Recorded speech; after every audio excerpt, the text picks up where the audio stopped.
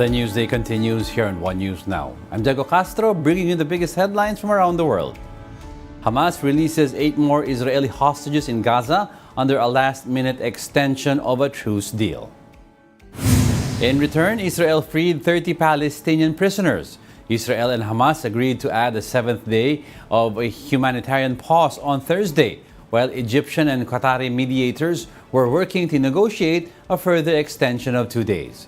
Israel has since made it clear that it will continue with the war against Hamas after the truce. U.S. Secretary of State Antony Blinken, meanwhile, said he told Israeli Prime Minister Benjamin Netanyahu to protect civilians before restarting its military operations.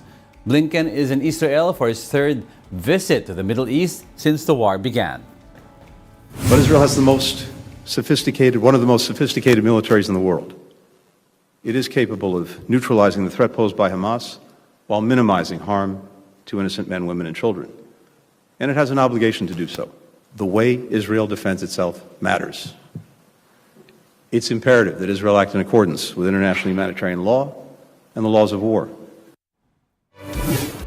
Meanwhile, 2 Hamas gunmen killed 3 people at a Jerusalem bus stop during morning rush hour on Friday. The slain victims were identified by Israeli media as a woman in her 20s, a woman in her 60s, and a 74-year-old rabbi. At least 8 people were also wounded in the shooting. The attackers, who were Palestinians from East Jerusalem, were shot dead by off-duty soldiers and an armed civilian. Hamas has since claimed responsibility for the Jerusalem attack, deeming it, quote, heroic. Israel's far-right minister for police said the incident proves again how Israel must not show its weakness. He added that Israel would continue its policy of easing regulations for issuing gun licenses to private citizens. Countries at the UN COP28 Climate Summit formally approved a deal on a new climate disaster fund. The deal drew a standing ovation from delegates as it was adopted after the opening ceremony. The fund will help vulnerable nations cope with the cost of climate-driven damage from drought, floods, and rising seas. The U.S. climate envoy also announced that Washington will be putting $17.5 million toward the fund. COP28 President Sultan Al Jaber welcomed the historic approval of the Climate Disaster Fund. Fact that we have been able to achieve such significant milestone in the first day of this COP is unprecedented. This is historic. The fact that we were able to get the agenda voted and agreed on without any delay for those who have been involved in previous COPs, this is just unprecedented. We'll be back with more stories after the break. Keep it here on One News.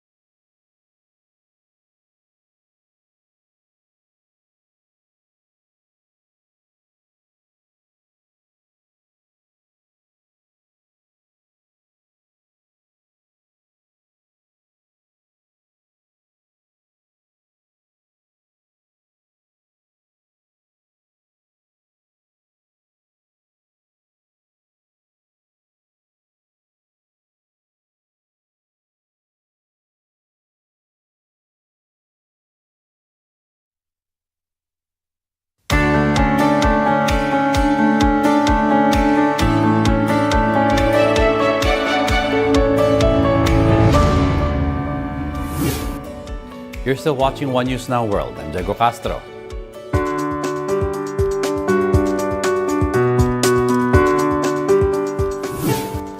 A new report urges countries to decriminalize drug use as an essential precursor to ending the threat of human immunodeficiency virus, or HIV. The Global Commission on Drug Policy states that among those who inject drugs, 1 in 7 is living with HIV. The Commission recommends, among others, the decriminalization of use and possession of drugs for personal use. GCDP member Dr. Adiba Kamurul Zaman said drug users should be treated in public health systems like other members of the community. There continues to be a risk because people will inject unsafely because of fear of being arrested and incarcerated. We know that.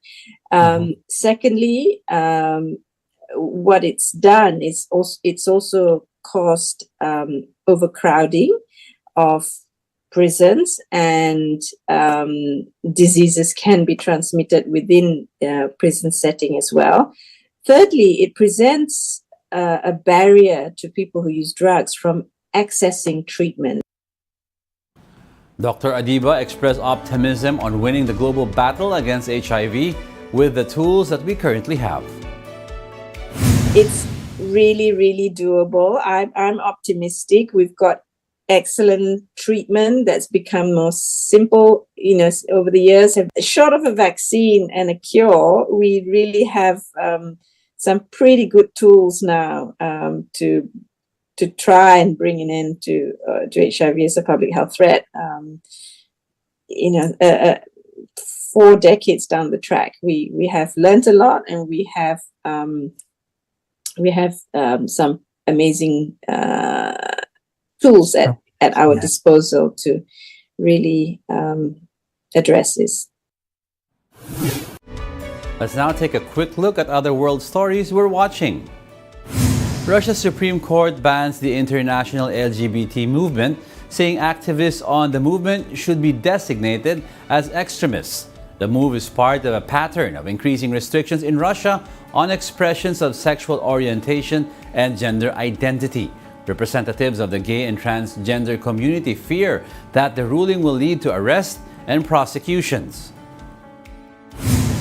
Taiwan's health ministry urges the elderly, the very young, and those with poor immunity to avoid traveling to China. This as China grapples with a recent spike in respiratory illnesses. The ministry says if travel is necessary, people should get flu and COVID vaccinations before going to China. Former U.S. State Secretary Henry Kissinger passed away on Wednesday at his Connecticut home at the age of 100. Kissinger served as State Secretary under U.S. Presidents Richard Nixon and Gerald Ford. And those are the top world headlines of the hour. Join us again at 9:45 a.m. as we continue to monitor the day's biggest stories. I'm Diego Castro. We are One News, all sides, all the time.